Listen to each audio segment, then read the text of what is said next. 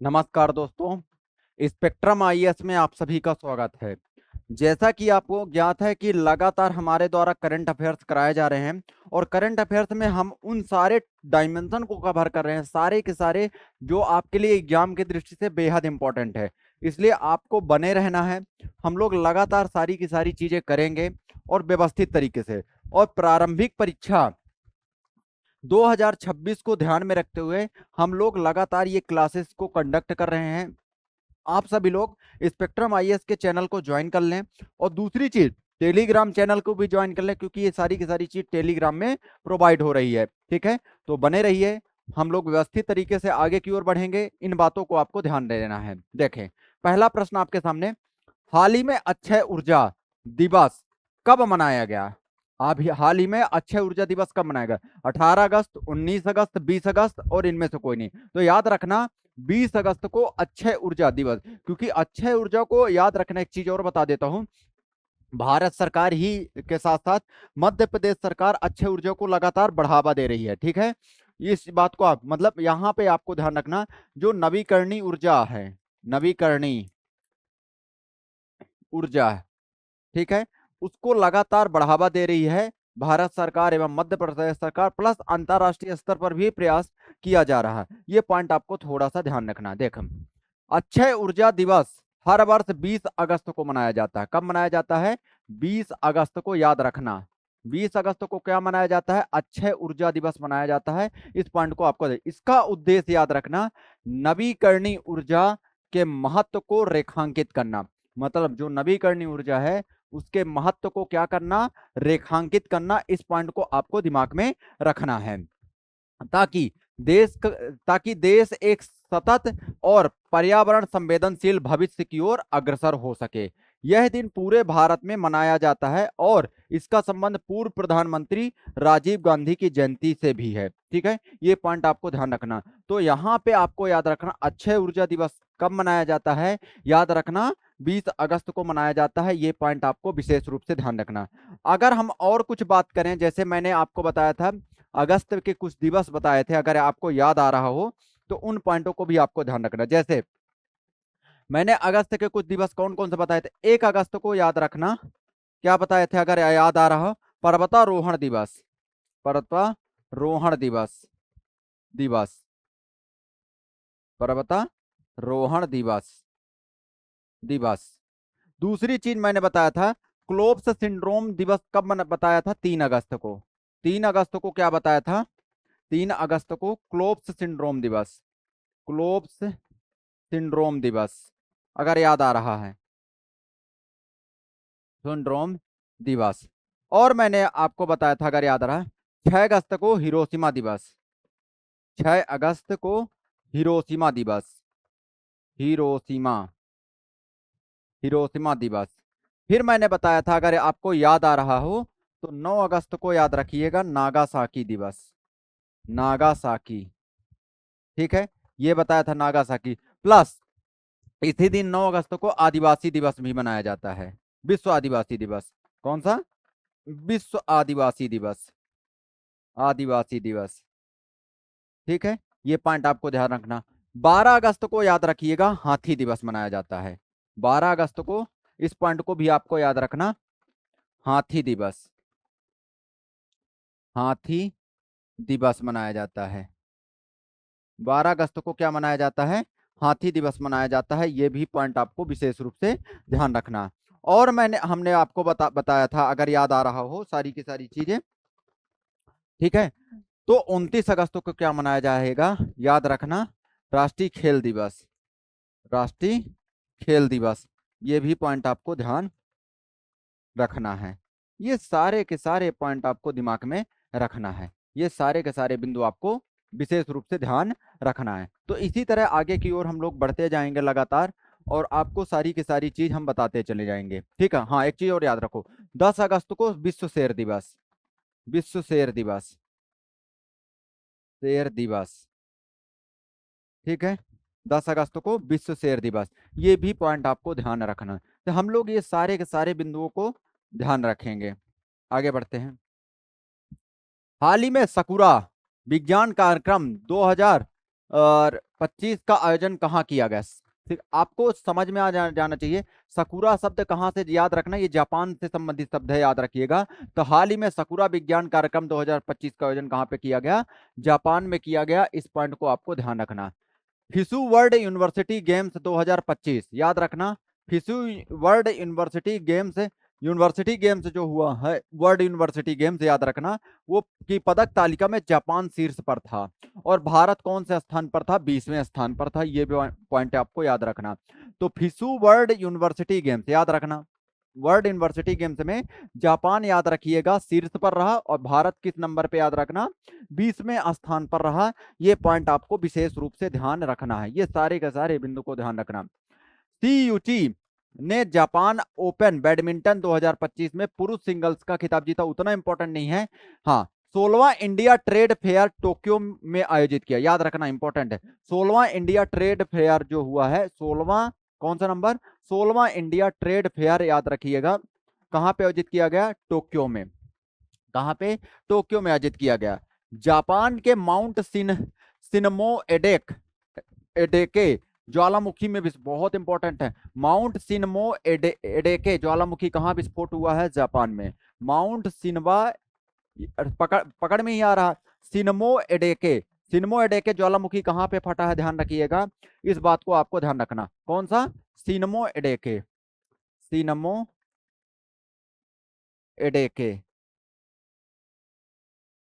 सिनमो एडेके ज्वालामुखी कहाँ पे फटा है? याद रखना, विस्फोट हुआ है, वो कहाँ हुआ है? जापान में। इस बात को आपको ध्यान रखना है। तो सिनमो एडेके कहाँ हुआ है? याद रखिएगा, जापान में इस ज्वालामुखी का विस्फोट हुआ है। जापान ने 112A रॉकेट से जलवायु परिवर्तन निगरानी उपग्रह प्रक्षेपित किया, उतना इंपॉर्टेंट नहीं है। जापान की जनसंख्या में लगातार 14वें साल गिरावट देखी गई।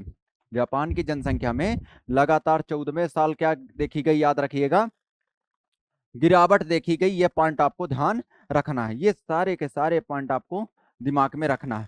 जापान ने 6 घंटे में प्रिंटेड रेलवे स्टेशन बनाया, ठीक है। जापान क्रिप्टो परिसंपत्तियों को वित्तीय उत्पाद के रूप में कानूनी दर्जा देगा, याद रखना। तो जापान क्रिप्टो परिसंपत्तियों को वित्तीय उत्पादों के रूप में कानूनी दर्जा देगा, याद रखना। जापान क्या करेगा? क्रिप्टो परिसंपत्तियों को वित्तीय उत्पादों के रूप में कानूनी दर्जा देगा। ये पॉइंट आपको दिमाग में रखना है। ये सारे के सारे पॉइंट को आपको दिमाग में रखना। तो क्या क्या रखना है यहाँ पे? अगर आपको याद भी रखना है तो क्या क्या पॉइंट आपको याद रखना? वर्ल्ड यूनिवर्सिटी गेम्स 2025 की पदक तालिका में जब जापान शीर्ष पर है, ये पॉइंट आपको याद रखना। दूसरा, यहाँ पे अगर याद रखना है तो 16वां इंडिया ट्रेड फेयर टोक्यो में आयोजित किया गया। कहाँ पे? 16वां इंडिया ट्रेड फेयर टोक्यो में आयोजित किया गया, ये पॉइंट आपको याद रखना है। तीसरा अगर ध्यान रखना, जापान के माउंट सिनमोएडेक जापान के माउंट सिनमोएडेक ज्वालामुखी में विस्फोट हुआ। जापान के माउंट सिनमोएडेक ज्वालामुखी में क्या हुआ है? विस्फोट हुआ। ये पॉइंट आपको याद रखना। जापान ने 112A रॉकेट से ज्वालामुखी परिवर्तन निगरानी उपग्रह प्रक्षेपित किया, ध्यान रखना है। जापान की जनसंख्या में लगातार 14वें साल गिरावट देखी गई। यहाँ के मतलब लगातार गिरावट देखी गई जनसंख्या में, ध्यान रखिएगा। जापान ने 6 घंटे यहाँ पे प्रिंटेड रेलवे स्टेशन बनाया, ध्यान रखना है। 31 प्रिंटेड रेलवे स्टेशन बनाया। जापान क्रिप्टो परिसंपत्तियों को वित्तीय उत्पाद के रूप में कानूनी दर्जा देगा। ये सारे के सारे पॉइंट आपको ध्यान रखना। हाल ही में किस देश ने दुर्लभ पृथ्वी एवं उर्वरक निर्यात पर प्रतिबंध हटाने पर सहमत जताई है? तो यहाँ पे याद रखना, एक चीन है ऑप्शन, ध्यान रखिएगा। ये इन्होंने गलती कर दी है लिखने में, कोई बात नहीं। जापान, यूएसए और भारत, ध्यान रखिएगा, ठीक है। ऐसे ऑप्शन में हाल ही में किस देश ने दुर्लभ पृथ्वी एवं उर्वरक निर्यात पर प्रतिबंध, याद रखना, प्रतिबंध हटाने पर सहमत जताई, याद रखना। किसने? चाइना ने जताई है। ये पॉइंट आपको ध्यान रखना है थोड़ा सा। बिहार में याद रखिएगा, बिहार में एशिया AB अंडर-27 महिला खिताब चीन ने जीता, याद रखना। जो बिहार में एशिया AB अंडर-27 महिला खिताब हुआ है, वो किसने जीता है? वो चाइना ने जीता। किसने जीता है? चाइना ने जीता है। इस पॉइंट को आपको ध्यान रखना। तो कि बिहार में एशिया AB अंडर 27 महिला चैंपियनशिप किसने जीता है? याद रखना, जो बिहार में हुआ था ये प्रतियोगिता, वो चाइना ने जीता है। बहुत important. World artificial intelligence conference, कई बार बताया हूं, ये बेहद इंपॉर्टेंट प्रश्न है, ध्यान रखिएगा। ये कहां पे हुआ है? संघाई में। कहां पे? संघाई में। इस बात को आपको ध्यान रखना है। तो संघाई में क्या हुआ है? World artificial intelligence conference. World artificial intelligence conference कहां पे आयोजित किया गया है? संघाई में आयोजित किया गया है। ये पॉइंट आपको विशेष रूप से ध्यान देना है। प्रिक्स वर्साय पुरस्कार 2025 में चीन का यंताई पेंगलाई हवाई अड्डा विश्व का सबसे सुंदर हवाई अड्डा घोषित हुआ है। तो विश्व का सबसे सुंदर हवाई अड्डा कहाँ का घोषित हुआ? याद रखना, चीन का। कहाँ का?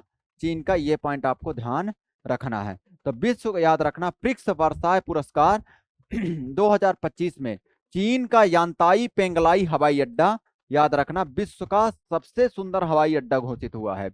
विश्व का सबसे सुंदर हवाई अड्डा कौन सा घोषित हुआ है? याद रखना, प्रिक्स वर्साय पुरस्कार 2025 में चीन का यांताई पेंगलाई हवाई अड्डा। कौन? चीन का याद रखना, यांताई पेंगलाई हवाई अड्डा सबसे सुंदर हवाई अड्डा घोषित हुआ। भारत ने चीन के नागरिकों को पर्यटक वीजा जारी करना शुरू किया है। भारत ने चीन के नागरिकों को क्या है? पर्यटक वीजा जारी किया है। याद रखिएगा, ये पॉइंट भी आपको दिमाग में रखना है। कौन सा? पर्यटक वीजा जारी किया है। इस बात को आपको दिमाग में रखना। ये सारे के सारे पॉइंट को आपको ध्यान। तो पर्यटक वीजा किसने जारी किया है? भारत ने चीन के नागरिकों को। ये पॉइंट। चीन की टीम ने 66वें इंटरनेशनल मैथमेटिकल ओलंपियाड में शीर्ष स्थान हासिल किया है। चीन की टीम ने 66वें, याद रखना, इंटरनेशनल मैथमेटिकल ओलंपियाड में कौन सा स्थान? शीर्ष स्थान हासिल किया है। ये बात आपको ध्यान रखना है। ये सारे के सारे बिंदु को आपको दिमाग में रखना। चीन ने मधुमक्खियों के लिए अब तक का सबसे हल्का मस्तिष्क नियंत्रित उपकरण बनाया है। तो चीन ने मधुमक्खियों के लिए कौन सा बनाया है? याद रखना, अब तक का सबसे हल्का मस्तिष्क नियंत्रित उपकरण बनाया है। ठीक है, ध्यान रखिएगा। दुनिया का शीर्ष तंबाकू उत्पादक देश कौन सा है? चाइना। ये सारे के सारे बिंदु आपको ध्यान रखना है। तो क्या क्या यहाँ पे याद रखेंगे?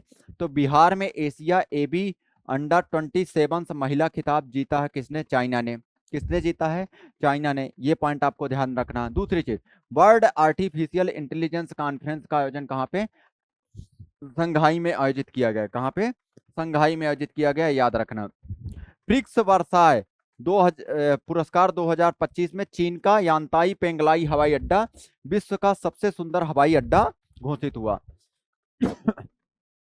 विश्व का सबसे सुंदर याद रखना, हवाई अड्डा कौन घोषित हुआ? यांताई पेंगलाई हवाई अड्डा। कौन सा? यांताई पेंगलाई हवाई अड्डा घोषित हुआ। ध्यान रखिएगा। भारत ने चीन के नागरिकों को पर्यटक वीजा जारी करना शुरू कर दिया। चीन की टीम ने 66वें इंटरनेशनल मैथमेटिकल ओलंपियाड शीर्ष स्थान पर रहा। याद रखना, इंपॉर्टेंट थोड़ा सा। ठीक है। और ये दुनिया का शीर्ष तंबाकू उत्पादक देश कौन सा है? ये भी पॉइंट आपको दिमाग में रखना है। ये सारे के सारे पॉइंट आपको दिमाग में रखना है। ये सारे के सारे बिंदु आपको ध्यान रखना है। चले आगे, अगला देखते हैं। हाल ही में पर्यटन को बढ़ावा देने के लिए टिकटॉक ने किस देश के पर्यटन बोर्ड के साथ समझौता किया? बेहद इंपॉर्टेंट है, ये बहुत इंपॉर्टेंट। हाल ही में पर्यटन को बढ़ावा देने के लिए टिकटॉक ने किस देश के साथ समझौता किया? श्रीलंका, मालदीव, नेपाल। तो याद रखिएगा, किसके साथ समझौता किया है? नेपाल के साथ समझौता किया है। ये बात आपको ध्यान रखना है। नेपाल ने पर्यटन को बढ़ावा देने के लिए पर्वतारोहियों को 97 हिमालयी चोटियों पर निःशुल्क चढ़ाई की पेशकश की है। तो याद रखना, नेपाल ने पर्यटन को बढ़ावा देने के लिए पर्वतारोहियों को 97 हिमालयी चोटियों पर निःशुल्क चढ़ाई करने की पेशकश की है। ध्यान रखिए, मतलब कुल मिला के नेपाल अपने पर्यटन को बढ़ावा देने की बात कर रहा है। और नेपाल में कौन है? याद रखना, आपको अगर याद आ रहा हो तो माउंट एवरेस्ट चोटी है। कौन सी है? माउंट एवरेस्ट चोटी। ठीक है। और कौन से? याद रखना, कंचनजंगा जो है वो भी नेपाल और सिक्किम के सीमा पर है, मतलब भारत की सीमा पर। कंचनजंगा भी यहीं पे है। कंचनजंगा ये किसके किसके बॉर्डर पर है याद रखना, नेपाल और भारत, नेपाल और भारत। अब भारत में कहाँ पे याद रखना, सिक्किम, भारत में कहा, सिक्किम। ये भी पॉइंट आपको ध्यान रखना। तो नेपाल ने पर्यटन को बढ़ावा देने के लिए पर्वतारोहियों को 97 हिमालयी चोटियों पर निशुल्क चढ़ाई की अनुमति दी है, ध्यान रखिए। नेपाल में गाई जात्रा त्योहार मनाया जाता है, थोड़ा सा ध्यान रखना कि गाई जात्रा त्योहार कहाँ पे मनाया जाता है, तो नेपाल में मनाया जाता है। कहाँ पे, नेपाल में मनाया जाता है गाई जात्रा त्योहार। इस बात को आपको दिमाग में रखना है। ये सारे के सारे पॉइंट को आपको दिमाग में रखना। तो गाई जात्रा त्योहार कहाँ पे मनाया जाता है, नेपाल में मनाया जाता है। कहाँ, नेपाल में मनाया जाता है। इस बात को आपको ध्यान रखना। अगर और बात करें, नेपाल में गाथे मंगल उत्सव बड़े धूमधाम से मनाया जाता है। नेपाल में गाथे उत्सव मंगल याद रखिएगा, कौन सा, गाथे मंगल उत्सव बड़े धूमधाम से मनाया जाता है। इस बात को भी आपको ध्यान रखना है। तो गाथे मंगल उत्सव कहाँ पे बड़े धूमधाम से मनाया जाता है, नेपाल में। नेपाल के मशहूर पर्वतारोही कामी रीता ने 31वीं बार माउंट एवरेस्ट फतह किया है। कामी रीता याद रखना, नेपाल की मशहूर है पर्वतारोही है कामी रीता। कौन, कामी रीता ने 31वीं बार माउंट एवरेस्ट फतह किया है। इस बात को आपको ध्यान रखना। नेपाल में याला ग्लेशियर को मृत घोषित किया गया है, मत याद रखना। हाँ, बिम्स्टेक कृषि मंत्रियों का तीसरा सम्मेलन नेपाल में, जो बिम्स्टेक याद पे आप बंगाल वाले के खाड़ी के देश जो हैं याद रखना। तो बिम्स्टेक याद रखना, उनके बिम्स्टेक में आपको पता है बहुत, जैसे भारत हो गया, यहाँ पे भूटान हो गया, इंडिया हो गया, म्यांमार हो गया, श्रीलंका हो गया, थाईलैंड हो गया, भारत हो गया, याद रखना। ये सभी देश है यहाँ पे, बांग्लादेश हो गया, ये सभी देश यहाँ पे इसके अंतर्गत आते हैं, सम्मिलित होते हैं, ध्यान रखना। और कृषि मंत्रियों का तीसरा सम्मेलन कहाँ पे हुआ है, नेपाल में हुआ। कहाँ पे, नेपाल में। इस बात को आपको दिमाग में रखना है, ठीक है। ये सारे के सारे पॉइंट को आपको विशेष रूप से दिमाग में रखना है, ठीक है। नेपाल का राष्ट्र बैंक का कार्यवाहक गवर्नर नीलम धुंगाना को नियुक्त किया है। नेपाल का जो राष्ट्र बैंक का कार्यवाहक गवर्नर कौन है, डॉक्टर नीलम धुंगाना। देखो, अब यहाँ पे अगर याद रखना है आपको, क्या क्या पॉइंट याद रखना, सिर्फ आपको वही पॉइंट याद रखना। एक तो नेपाल में याद रखना है, नेपाल को पर्यटन को बढ़ावा देने के लिए पर्वतारोहियों का के लिए क्या है, निशुल्क वीजा दे दिया है, चढ़ाई मतलब निशुल्क यहाँ पे चढ़ाई कर सकते हैं 97 चोटियों में। दूसरा, अगर गाई यात्रा त्योहार आपको याद रखना है, कहाँ पे मनाया जाता है, नेपाल में। गाई यात्रा कहाँ पे, नेपाल में। ये पॉइंट आपको याद रखना है। तीसरा, अगर याद भी रखना है, कामी रीता का नाम याद रखना, 31वीं बार माउंट एवरेस्ट पर चढ़ी। और माउंट एवरेस्ट याद रखना दुनिया की सबसे ऊंची चोटी है, दुनिया की सबसे ऊंची चोटी, ऊंची चोटी। इसे सागर माथा के नाम से भी जाना जाता है, नेपाल में सागर माथा के नाम से भी जाना जाता है। ये पॉइंट आपको ध्यान रखना है, ठीक है। यहाँ पे भारत की कौन सी महिला चढ़ी थी, बछेंद्री पाल, बछेंद्री पाल भी चढ़ चुकी है। एक 2 बार लगातार कौन चढ़ी है याद रखिएगा, संतोष यादव। क्या नाम है, संतोष यादव। ये भी पॉइंट आपको ध्यान रखना। ये सारे के सारे बिंदु को आपको ध्यान रखना है, ठीक है। यहीं पे नेपाल में याद रखना काठमांडू है, काठमांडू। और काठमांडू में क्या है, पशुपतिनाथ है, पशुपतिनाथ। अगर देखा जाए पशुपतिनाथ मंदिर याद रखना 2 ही जगह हैं पूरे भारत में। भारत और आसपास के अगर देश देखें तो पशुपतिनाथ मंदिर 2 जगह देखने को मिलते हैं। पशुपतिनाथ एक तो याद रखना नेपाल, और वो भी नेपाल में कहाँ, काठमांडू में, काठमांडू में। दूसरा अगर देखें तो एमपी में, ये आपको याद रखना मंदसौर, मंदसौर में, शिवना नदी के किनारे, शिवना नदी के तट पर। ये पॉइंट आपको ध्यान रखना। तो शिवना नदी के तट पर, ये बात आपको ध्यान रखना। ये सारे के सारे पॉइंट को आपको विशेष रूप से दिमाग में रखना है। ये सारे के सारे पॉइंट आपको विशेष रूप से ध्यान रखना है, ठीक है। चलें आगे की ओर बढ़ते हैं। किस शहर में उत्तर प्रदेश का पहला हरित हाइड्रोजन प्लांट उद्घाटन किया गया है, किस शहर में उत्तर प्रदेश का पहला हरित हाइड्रोजन प्लांट का उद्घाटन किया गया है। अयोध्या, लखनऊ, बनारसी, गोरखपुर। तो कहाँ पे, गोरखपुर में किया गया है, इस बात को आपको ध्यान रखना है। ठीक है। उत्तर प्रदेश के मुख्यमंत्री योगी आदित्यनाथ, अगर योगी आदित्यनाथ का वास्तविक नाम दे जानना चाहते हैं, याद रखिएगा इनका वास्तविक नाम अजय विष्ट है। अजय विष्ट है, अजय विष्ट। ठीक है, ये पॉइंट आपको ध्यान रखना। तो उत्तर प्रदेश के मुख्यमंत्री योगी आदित्यनाथ ने गोरखपुर जिले में खानिमपुर गांव में राज्य के पहले और देश में अपनी तरह के दूसरे ग्रीन हाइड्रोजन संयंत्र का उद्घाटन किया है। ठीक है, ये ग्रीन हाइड्रोजन संयंत्र का उद्घाटन किया गया है। कहाँ पे किया गया अभी हाल ही में? तो कहाँ पे किया गया है? ये किया गया है गोरखपुर में। इस बात को आपको ध्यान रखना। भारत की ग्रीन हाइड्रोजन उपलब्धियां अगर देखें, गुजरात में कांडला बंदरगाह, कांडला बंदरगाह जिसे क्या बोला जाता है? ज्वारी बंदरगाह भी बोला जाता है। जिसे क्या बोला जाता है? ज्वारी बंदरगाह भी बोला जाता है। वही कांडला बंदरगाह जिसे क्या बोला जाता है? ज्वारी बंदरगाह बोला जाता है, ध्यान रखना। भारत के पहले make in India green hydrogen plant का स्थल है, जो देश के नेट जीरो लक्ष्य, अब नेट जीरो का लक्ष्य कब रखा गया है? 2070। नेट जीरो का लक्ष्य कब रखा गया है? याद रखिएगा 2070 में रखा गया है। कब रखा गया है? 2070। इस बात को भी आपको दिमाग में रखना है। ये सारे के सारे पॉइंट को आपको दिमाग में रखना है। तो देश के नेट जीरो लक्ष्यों का रखने के लिए लगातार ग्रीन हाइड्रोजन को बढ़ावा दिया जा रहा है। हाँ, देखो, हिसार स्थित जिंदल स्टेनलेस लिमिटेड भारत का पहला ऑफ ग्रिड हाइड्रोजन संयंत्र है, याद रखना। तो हिसार हरियाणा में आता है।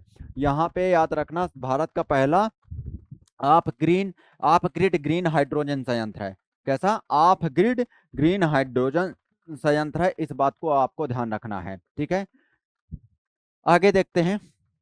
जो स्टेनलेस स्टील उद्योग को समर्पित है, जिससे यह इस क्षेत्र में वैश्विक स्तर पर पहला संयंत्र बन गया है। अडानी समूह ने गुजरात के कच्छ में भारत का पहला of grid 5 megawatt green hydrogen pilot plant चालू किया है, जो नवीकरणीय ऊर्जा को हाइड्रोजन उत्पादन में अग्रणी। याद रखना, अडानी ग्रुप ने गुजरात के कच्छ में भी भारत का पहला of grid megawatt green hydrogen pilot plant शुरू किया है। ये सारे के सारे पॉइंट आपको दिमाग में रखना है।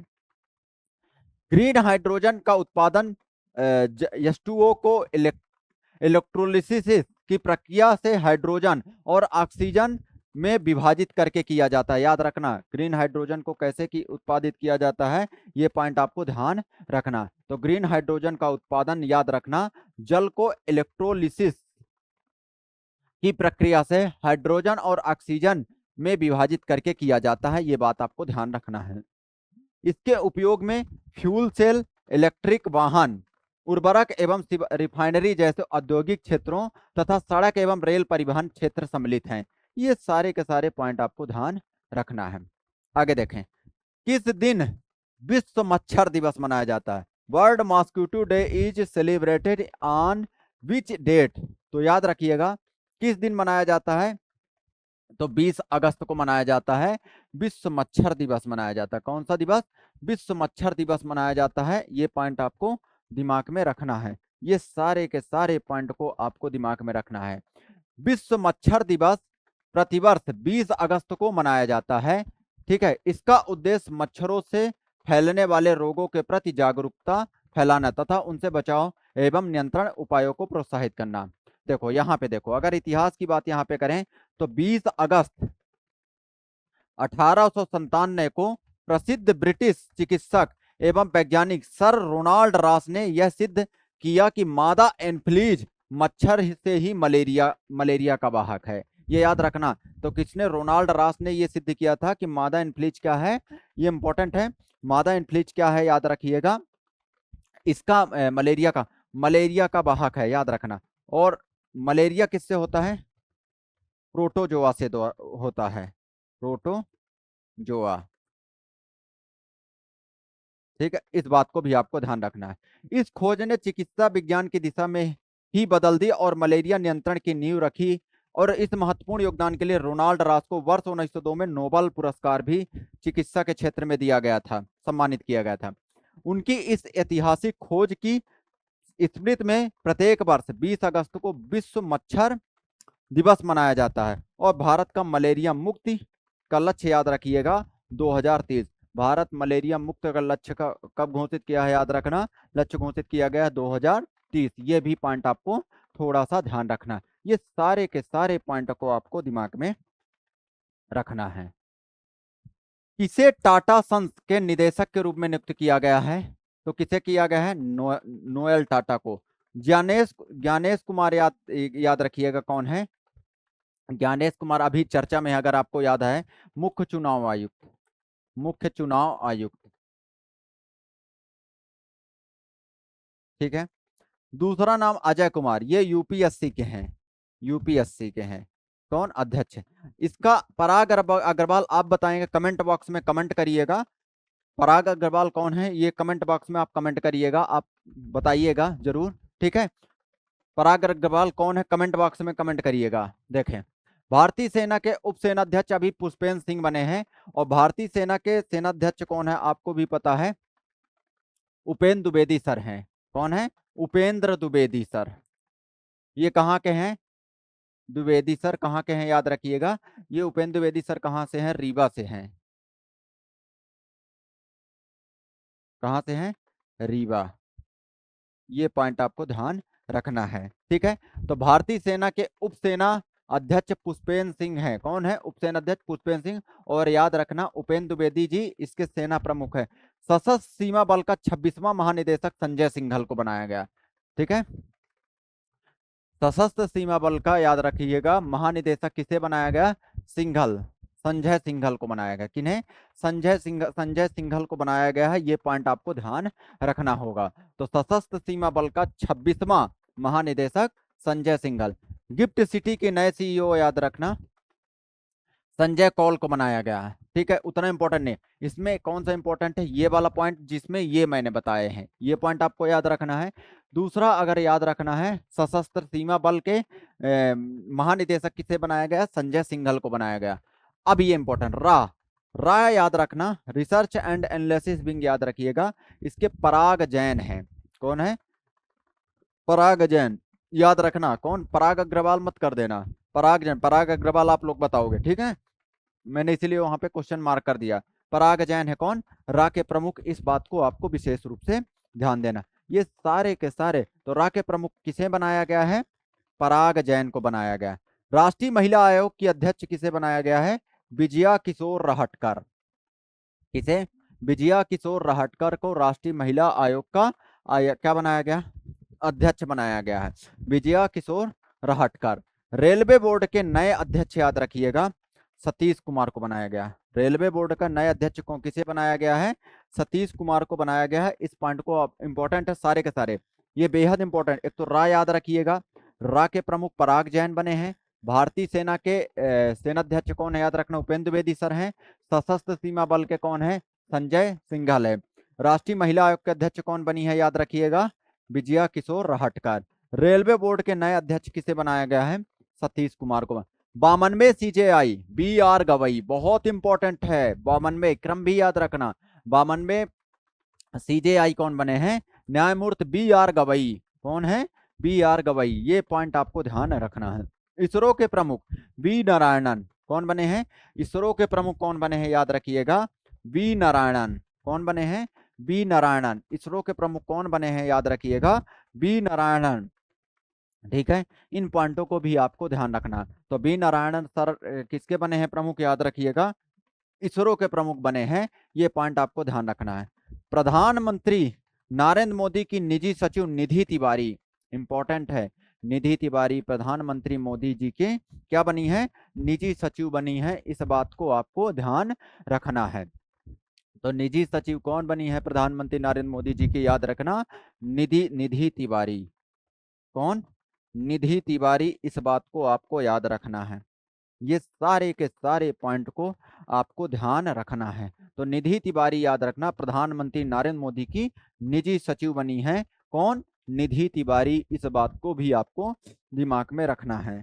ठीक है, संघ लोक सेवा आयोग के अध्यक्ष अजय कुमार जी बनाए गए हैं। संघ लोक सेवा आयोग के अध्यक्ष किसे बनाया गया है? अजय कुमार को बनाया गया है। इस बात को आपको ध्यान रखना है। ये सारे के सारे बात को आपको ध्यान रखना है। ठीक है। संघ लोक सेवा आयोग के अध्यक्ष किसे बनाया गया है? अजय कुमार को। इंटेलिजेंस ब्यूरो के प्रमुख तपन कुमार डेका। आईबी के प्रमुख याद रखना कौन बनाए गए हैं? तपन कुमार डेका। तपन कुमार डेका। इस बात को आपको ध्यान रखना है। तपन कुमार डेका को क्या बनाया गया है? आईबी के प्रमुख बनाया गया है। ये पॉइंट आपको विशेष रूप से ध्यान देना है। ये सारे के सारे पॉइंट को आपको दिमाग में रखना है। तपन कुमार डेका को क्या बनाया गया है? आईबी के प्रमुख बनाया गया है। रक्षा अनुसंधान संस्थान एवं विकास संगठन डीआरडीओ का अध्यक्ष समीर बी कामत को बनाया गया है। समीर बी कामत को रक्षा अनुसंधान संगठन याद रखना, अनुसंधान एवं विकास संगठन का अध्यक्ष किसे बनाया गया है? याद रखना समीर बी कामत। समीर बी कामत। किन्हें?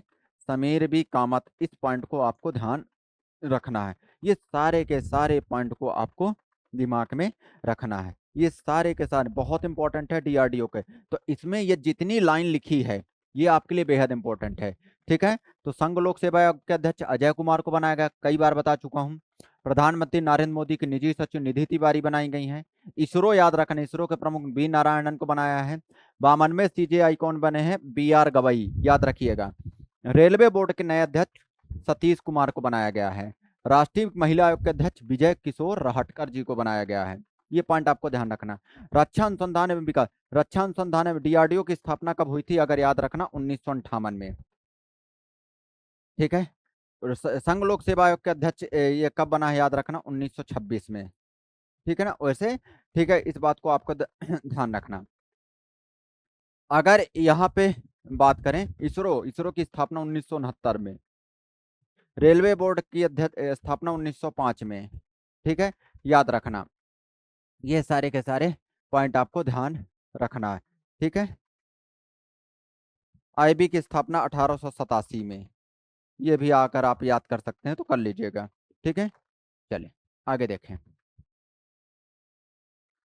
अगला प्रश्न आपके सामने, भारतीय रेलवे ने हाल ही में देश का सबसे लंबा एलिवेटेड ग्रेड सेपरेट ब्रिज कहां पूरा किया है? ये इंपॉर्टेंट प्रश्न है, ध्यान रखिएगा।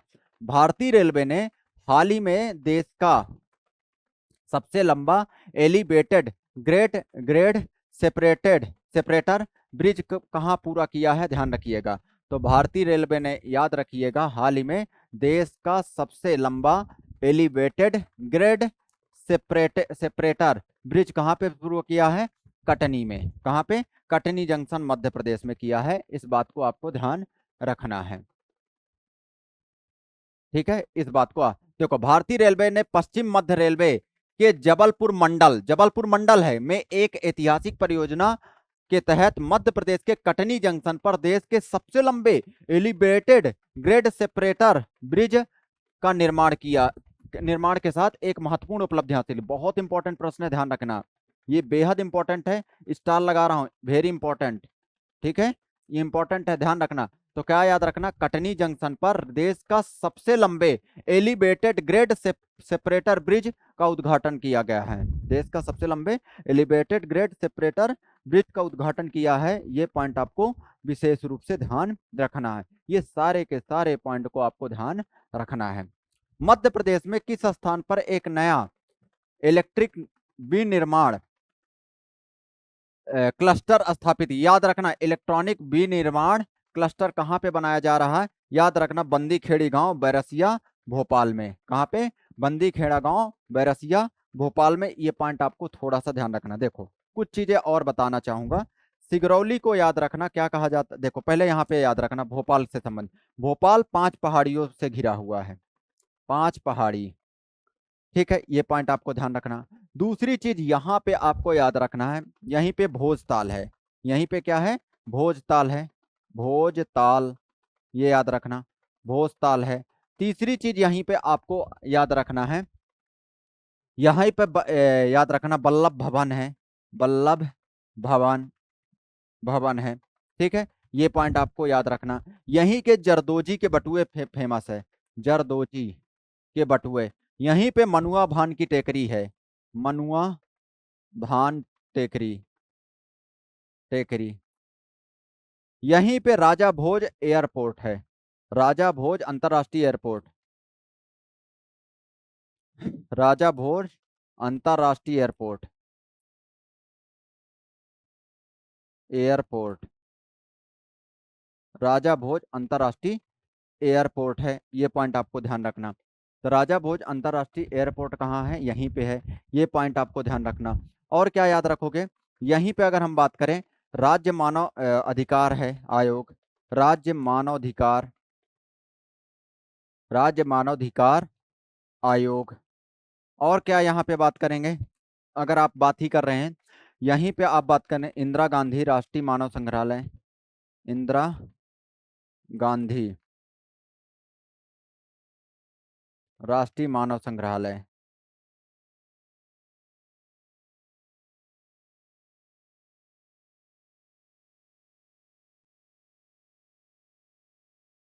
संग्रहालय।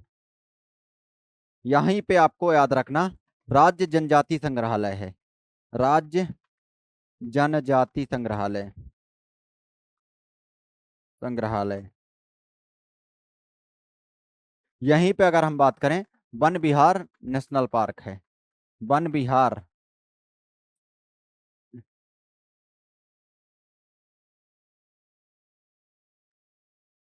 यहीं पे आप ध्यान रख सकते हैं, वन विहार, वन विहार नेशनल पार्क है। ये सारे के सारे चीज आपको यहाँ पे ध्यान रखना है, ये सारे के सारे। यहीं पे कमलापति रेलवे स्टेशन है, कमलापति, जो कि पहले हबीबगंज के नाम से जाना जाता था, और इसको बंसल ग्रुप ने बनाया है, बंसल ग्रुप ने, किसने, बंसल ग्रुप ने बनाया है, याद रखिएगा। और ये हाईटेक रेलवे स्टेशन है, बहुत मतलब व्यवस्थित बनाया गया है, इस पॉइंट को आपको ध्यान रखना। मंडी द्वीप याद रखना, यहीं पे ऑप्टिकल फाइबर कारखाना है, ऑप्टिकल फाइबर कारखाना, ये इंपॉर्टेंट है, फाइबर कारखाना। दूसरी चीज याद रखना मंडी द्वीप में, याद रखना, ये रायसेन में तो आता है, ये जापान के सहयोग से बना है, ये प्रश्न कई बार एग्जाम में पूछा है, जापान के सहयोग से, ठीक है। यहीं पे इलेक्ट्रो ग्रेफाइट फैक्ट्री है, इलेक्ट्रो ग्रेफाइट उद्योग है, इलेक्ट्रो ग्रेफाइट उद्योग है, ये भी पॉइंट आपको ध्यान रखना, कहाँ पे, मंडी द्वीप में।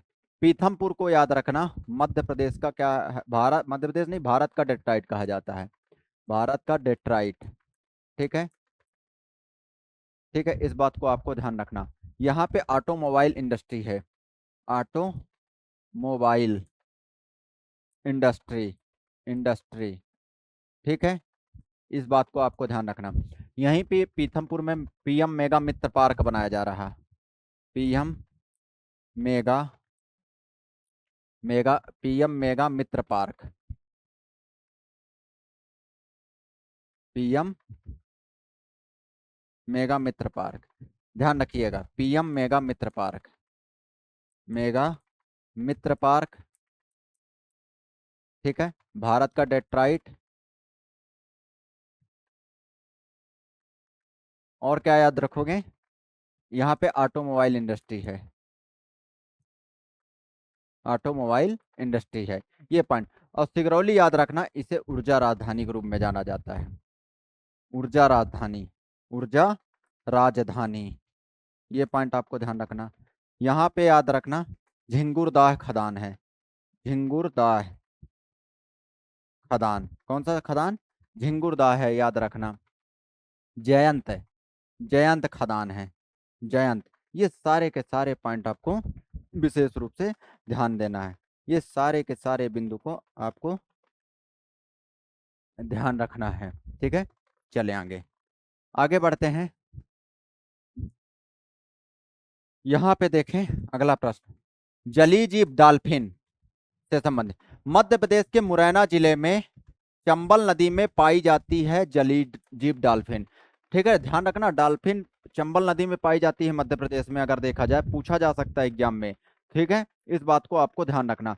लुप्त होने की कगार पर पहुंची डॉल्फिन की संख्या में अब प्रतिवर्ष चंबल नदी में हो रहा है इजाफा। ध्यान रखना, प्रश्न पूछा जा सकता है कि मध्य प्रदेश के किस नदी में डॉल्फिन पाए जाते हैं। तो मध्य प्रदेश के किस नदी में, ऑप्शन में रहेगा चंबल, नर्मदा नदी, दो ऑप्शन और रहेंगे जैसे कि आपको क्षिप्रा नदी दे देगा, पार्वती नदी, समझ रहे ना। तो याद रखना, मध्य प्रदेश के मुरैना जिले में चंबल नदी में पाई जाती है जलीय जीव डॉल्फिन। कहाँ पे पाई जाती है जलीय जीव डॉल्फिन? चंबल नदी में। लुप्त होने की कगार पर पहुंची है डॉल्फिन की संख्या, अब प्रतिवर्ष चंबल नदी में हो रहा है इजाफा। वर्ष 2018 में चंबल नदी में डॉल्फिन की संख्या लगभग 74 थी, जो वर्ष 2021 में बढ़कर 82 हो गई। कितनी हो गई है? 82 हो गई है। ये बात आपको दिमाग में रखना है। ये सारे के सारे पॉइंट आपको ध्यान रखना है। पर्यावरण की दृष्टि से बेहतर है चंबल नदी में डॉल्फिन की वृद्धि। पर्यावरण की दृष्टि से क्या है? बेहतर है चंबल। चंबल याद रखना, चंबल नदी में डॉल्फिन की वृद्धि, ये पॉइंट आपको ध्यान रखना है। आहार अनुदान योजना बहुत इंपॉर्टेंट है। इसकी शुरुआत 2017 में किया गया था और ये विशेष पिछड़ी जनजाति जैसे भारिया, बैगा, सहरिया, उसके लिए लाई गई है। देखो यहाँ पे विशेष पिछड़ी जनजाति बहुत इंपॉर्टेंट है, भारिया, बैगा, सहरिया के द्वारा ये, और इसके तहत हर महीने 1500 रुपए का अनुदान दिया जाता है। ठीक है, इस बात को आपको ध्यान रखना है। ये पॉइंट आपसे प्रश्न पूछा जा सकता है। तो कि इसके तहत कितनी राशि दी जाती है? 1500। पहले इसमें 1000 रुपए दिया जाता था। तो आहार अनुदान योजना याद रखना, जनजाति महिलाओं को मिल रहा अनुदान, और ये योजना के अंतर्गत प्रदेश के 3 विशेष पिछड़ी जनजाति समूह बैगा, भारिया, सहरिया परिवार की महिलाओं को हर महीने 1500 रुपए अनुदान के रूप में दिए जाते हैं। ये पॉइंट आपको याद रखना है। ये सारे के सारे पॉइंट आपको याद रखना है। हाँ, इसके विभाग का नाम जनजाति कार्य विभाग, ये प्रश्न पूछा गया है। विभाग कौन सा है? जनजाति कार्य विभाग। कार्य विभाग, जनजाति कार्य विभाग, ये पॉइंट आपको ध्यान रखना है। देखो यहाँ बहुत इंपॉर्टेंट है, ये टॉपिक बहुत ज्यादा इंपॉर्टेंट है, इस बात को आपको ध्यान रखना है। देखो, खनिज संपदा समृद्धि का आधार नया कीर्तिमान, विकास लगातार। देखो, खनिज संसाधनों की प्रचुरता में देश अग्रणी, खनिज संसाधनों की प्रचुरता में देश अग्रणी याद रखना। प्रथम स्थान पर अगर देखा जाए मध्य प्रदेश किस किन चीजों में आगे है, तो हीरा, तांबा और मैग्नीज के उत्पादन में। हीरा, तांबा और मैग्नीज बहुत अच्छे से याद रखना। हीरा के उत्पादन में, तांबा के उत्पादन में और मैग्नीज के उत्पादन में। हीरा, तांबा, मैग्नीज, इनके उत्पादन में याद रखिएगा कौन सा है, याद रखना प्रथम स्थान पर है, याद रखना मध्य प्रदेश प्रथम स्थान पर। बेहद इंपॉर्टेंट प्रश्न है। क्या क्या हीरे लोग हैं यहाँ पे मध्य प्रदेश में पहले नंबर पे। तांबा, तांबा याद रखना, तांबा बहुत होता है यहाँ, ऐसे याद रखो। अब मैं गिनीज बुक में अपना नाम लिखाऊंगा तो मैग्नीज, तो मैग्नीज, तांबा और हीरा, इस बात को आपको ध्यान रखना। द्वितीय स्थान राग फास्फेट और चूना पत्थर। तो राग फास्फेट और चूना पत्थर कहाँ है? द्वितीय स्थान पर। कौन से? द्वितीय स्थान पर याद रखना राग फास्फेट और चूना पत्थर है। द्वितीय स्थान पर कौन सा है? याद रखिएगा राग फास्फेट और चूना पत्थर, ये बात आपको ध्यान दिमाग में रखना है। तो चूना पत्थर और राग फास्फेट। रॉकी भाई 2 बजे से घूम रहे हैं, ऐसे याद रखो, रॉकी भाई 2 बजे से घूम रहे हैं। और चूना पत्थर में भी याद रखना, अभी जो खनिज संपदा समृद्ध अभी हुआ माइनिंग कॉन्क्लेव कटनी में, उसके आधार पर बता रहे हैं, ठीक ना। याद रखना चूना पत्थर द्वितीय स्थान पर, गलती मत कर दीजिएगा। जो इकोनॉमिक सर्वे है उसमें पिछली बार वाले इकोनॉमिक सर्वे में तीसरे नंबर पर था, ध्यान रखिएगा। और कोयला उत्पादन में तीसरे नंबर पे आ गया, ध्यान रखना। ये खनिज संपदा, ये अभी अभी तक कोयला उत्पादन में चौथे नंबर पे थे, लेकिन वापस से कोयला उत्पादन में तीसरे नंबर पे है। ये बेहद इंपॉर्टेंट डेटा, यहाँ पे चेंजेस हुआ है, ध्यान रखिएगा। यहाँ पे एग्जाम की दृष्टि से चेंजेस हुआ है। तो आपको जो अभी कॉन्क्लेव हुआ है कहाँ पे? कटनी में हुआ है। कहाँ पे हुआ है खनिज कॉन्क्लेव? कटनी में हुआ है। कहाँ पे? कटनी में। इस बात को आपको याद रखना। तो चूना याद रखना, सुबह शाम चूना खाएंगे। तो दो दो दो दूसरे नंबर पे राग फास्फेट, राकी भाई सुबह और शाम घूमने आता है, ऐसे याद रखो। तृतीय स्थान पर कोयला, कोयला में 3 शब्द, 1 2 3, ऐसे याद रखो। तो कोयला उत्पादन में तीसरे स्थान पर है। ये पॉइंट आपको ध्यान रखना है।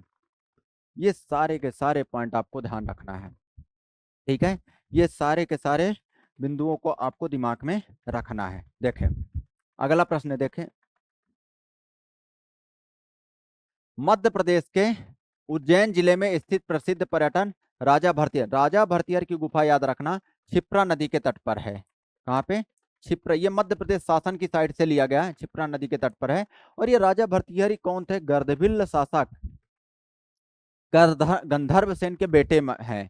और ये जो विक्रमादित्य इनके छोटे भाई माने जाते हैं, ठीक है। ये विक्रमादित्य के बड़े भाई माने जाते हैं, ध्यान रखिएगा।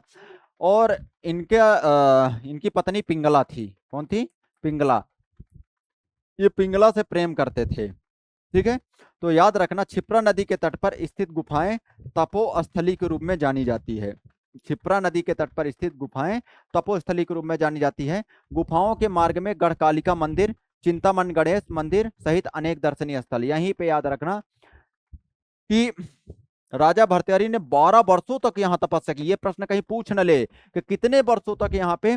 यहीं पे गोपीचंद की गुफा भी है, ध्यान रखना। गुफा नंबर 2 गोपीचंद की गुफा है, ध्यान रखिएगा। पूछा जा सकता है ये सारी की सारी चीजें, क्योंकि ये मध्य प्रदेश शासन की साइड से लिया गया है, ध्यान रखना। तो क्षिप्रा नदी के तट पर स्थित ये गुफाएं तपोस्थली के रूप में जानी जाती हैं। गुफाओं के मार्ग में गढ़कालिका मंदिर, चिंतामन गणेश मंदिर सहित अनेक दर्शनीय स्थल देखने को मिलते हैं। ये पॉइंट आपको याद रखना है, ठीक है। इन्होंने 3 शतक, वैराग्य शतक, नीति शतक लिखा है, याद रखना। वैराग्य शतक, नीति शतक, ये इन्होंने लिखा है। किसने लिखा है? राजा भर्तृहरि ने। ये पॉइंट आपको थोड़ा सा ध्यान में, ये माइनिंग कॉन्क्लेव अभी जस्ट बताया था, कहाँ हुआ है? कटनी। इंपॉर्टेंट है आपके लिए। माइनिंग कॉन्क्लेव कहाँ हुआ है? कटनी में हुआ है। इस पॉइंट को आपको दिमाग में रखना है। ये सारे के सारे पॉइंट को आपको दिमाग में रखना है। तो माइनिंग कॉन्क्लेव का आयोजन कहाँ पे किया गया? कटनी में। अब यहाँ पे देखो इंपॉर्टेंट है, खनिज राजस्व में वृद्धि। वित्तीय वर्ष 2024-25 में मध्य प्रदेश में ने खनिज राजस्व संग्रहण में पिछले वर्ष की तुलना में 23% वृद्धि देखी गई। कितने परसेंट की वृद्धि देखी गई? 23%। खनिज नीलामी में अग्रिम, मध्य प्रदेश ने 2022-23 में 29 खनिज ब्लॉकों की नीलामी कर प्राप्त किया देश का में पहला स्थान। याद रखना, बहुत ज्यादा इंपॉर्टेंट। कितने खनिजों का नीलामी किया है? ये प्रश्न पूछा जा सकता है। 29 खनिज ब्लॉकों की नीलामी कर प्राप्त किया देश में पहला स्थान। ये पॉइंट आपको ध्यान रखना है। ये सारे के सारे पॉइंट को आपको ध्यान रखना है। बहुमूल्य खनिजों पर नित नई उपलब्धियां। हीरा, अगर मध्य प्रदेश देश का एकमात्र राज्य है जहां पन्ना जिले के मझगवा हीरा खदान में प्रतिवर्ष 1 लाख कैरेट उत्पादन किया है। बहुत इंपॉर्टेंट है, बहुत ज्यादा इंपॉर्टेंट। मझगवा कहाँ आता है? पन्ना में आता है। पहले तो ये खदान याद रखो, बेहद इंपॉर्टेंट है आपके एग्जाम के दृष्टि से। मझगवा कहाँ आता है? याद रखिएगा, पन्ना जिले में आता है। और यहाँ से ये छतरपुर स्थित बंदर हीरा ब्लॉक, या बुंडेर याद रखना, या बंदर याद रखना, से 34 मिलियन कैरेट हीरा। ये बंदर याद रखना, ये प्रश्न पूछा जा सकता है कि बंदर खदान कहाँ पे है, तो आपको याद रखना छतरपुर में है। कहाँ पे? ये कई बार इस एग्जाम में इसी तरह प्रश्न पूछे जाते हैं। तो बंदर याद रखना कहाँ पे है? याद रखना छतरपुर में स्थित है। कहाँ पे? छतरपुर में स्थित है। इस बात को आपको ध्यान रखना है, ठीक है। सोना, ध्यान रख, गोल्ड। प्रदेश के सिगरौली और कटनी जिले में 5 स्वर्ण ब्लॉकों की नीलामी की जा चुकी है, ध्यान रखिएगा, ठीक है। जबलपुर के सिहोरा और कटनी में, इस्लामाबाद में क्षेत्र में बड़े पैमाने पर सोने की उपलब्धि के संग, बहुत ज्यादा इंपॉर्टेंट। जबलपुर के सिहोरा और कटनी में बहुत ज्यादा सोने की क्या है? खोज की गई, याद रखना। सोने की उपलब्धता हुई है, याद रखना। तो जबलपुर के सिहोरा और कटनी के इस्लामाबाद में क्षेत्रों में बड़े पैमाने पर सोने की उपलब्धता के संकेत मिले हैं। जबलपुर जिले में 100 हेक्टेयर क्षेत्र में लाखों टन स्वर्ण अयस्क मिलने की अनुमान लगाया गया है। कितने? लाखों टन स्वर्ण अयस्कों के, क्या है? लाखों टन स्वर्ण अयस्क मिलने की संभावना। कहाँ पे? जबलपुर जिले में। ये बात आपको ध्यान रखना है। ये सारे के सारे पॉइंट को आपको विशेष रूप से दिमाग में रखना है। ये सारे के सारे बिंदु आपको दिमाग में होने चाहिए। चले, तो ध्यान रखना, माइनिंग कॉन्क्लेव कहाँ पे हुआ है? कटनी में। आगे बढ़ते हैं। नव्या पहल क्या है? युवा किशोरियों के लिए व्यावसायिक प्रशिक्षण के माध्यम से आकांक्षाओं का पोषण का संक्षिप्त रूप, जिसे महिला एवं बाल विकास मंत्रालय, कौशल विकास उद्यमिता मंत्रालय, बहुत इंपॉर्टेंट है ये, किसने? महिला एवं बाल विकास मंत्रालय में ने चर्चा किया है। नव्या पहल कुल मिला के किशोरियों के लिए व्यावसायिक प्रशिक्षण के माध्यम से आकांक्षाओं का पोषण का संचित, याद रखना। इसमें हाल ही में लोकसभा में इससे जुड़ी जानकारी, इसे 16 से 18 साल की लड़कियों के लिए विकसित भारत 2047 के तहत शुरू किया गया, ताकि उन्हें वर्तमान व भविष्य की कार्यबल मांगों के लिए तैयार करने हेतु कौशल, वित्तीय साक्षरता एवं डिजिटल क्षमता प्रशिक्षित, कुल मिलाकर इनके को प्रशिक्षित किया जाएगा, कौशल किया जाएगा, वित्तीय सहायता दी जाएगी। ये सारी की सारी चीज यहाँ पे किस तरह की प्रशिक्षण मिलेगा, जैसे गैर पारंपरिक आधुनिक नौकरी एवं भूमिकाओं, जैसे डिजिटल मार्केट, साइबर सुरक्षा, एआई सक्षम सेवाएं, ये सारी हरित नौकरियां और अन्य उभरते क्षेत्रों में प्रशिक्षण किया जाए। तो नव्या पहल किसने? महिला एवं बाल विकास मंत्रालय द्वारा शुरू किया गया है। ये पॉइंट आपको विशेष रूप से ध्यान देना है, ये सारे के सारे पॉइंट को आपको ध्यान रखना है, ठीक है। महिलाओं को क्या किया जाएगा? यहाँ पे प्रशिक्षित किया जाएगा। इन बिंदुओं पर आपको दिमाग में रखना है, ये सारे बिंदु आपको ध्यान रखना है।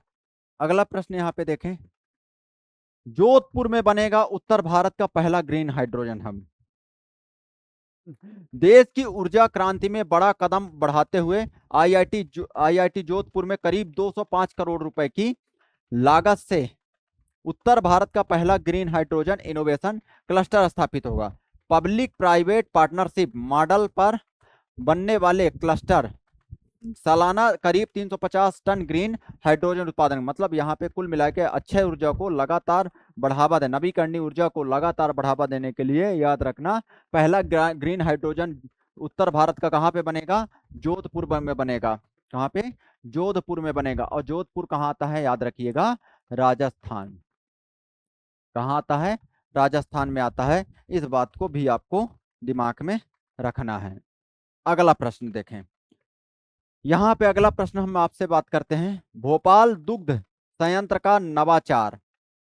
भोपाल दुग्ध संयंत्र का नवाचार, याद रखिएगा, भोपाल दुग्ध संयंत्र का नवाचार सहकारी समितियों के सदस्यों के बेटियों को शादी में देगा दुग्ध। दुग्ध संघ की ओर से दिए जाएंगे 11,000 रुपए, वस्त्र और भात। सांची भात योजना, याद रखना, ये कौन सी योजना है? सांची भात योजना, ध्यान रखना। अब देखो यहाँ पे आपको अगर याद भी रखना है तो थोड़ा सा क्या पॉइंट आपको याद रखना है, मध्य प्रदेश दुग्ध उत्पादन में अगर देखा जाए तो तीसरे नंबर पे है, थर्ड नंबर पे है। कौन से नंबर पे? सबसे आगे कौन है? याद रखना, यूपी, फिर है राजस्थान, और फिर है एमपी, फिर है एमपी। ये सारे के सारे पॉइंट को आपको दिमाग में रखना है, ठीक है। ये सारे के सारे पॉइंट का आपको दिमाग में रखना है, ठीक है। देखें, आज का सेशन हम लोग यहीं तक करेंगे और लगातार इसी तरह आगे की ओर बढ़ते जाएंगे। यहाँ पे आपको मैं बता दूं, एमपीपीएससी न्यू बैच चालू है और बैच स्टार्टिंग सून है, ठीक है। यहाँ पे आप दिए गए नंबर है और इस दिए गए नंबर पे आप संपर्क कर सकते हैं। यहाँ पे ये नंबर है सारे के सारे, तो आप स्पेक्ट्रम आईएएस के चैनल को ज्वाइन करें और टेलीग्राम चैनल को भी ज्वाइन कर लें और इंस्टाग्राम पेज को भी फॉलो करें, क्योंकि वहाँ पे महत्वपूर्ण जानकारी आपको उपलब्ध कराई जा रही है। तो आप लोग लगातार बने रहिए, ठीक है। इसी तरह आगे की ओर बढ़िए और इसी तरह हम लोग लगातार काम करेंगे। मिलते हैं नेक्स्ट सेशन में। Have a nice day. Thank you.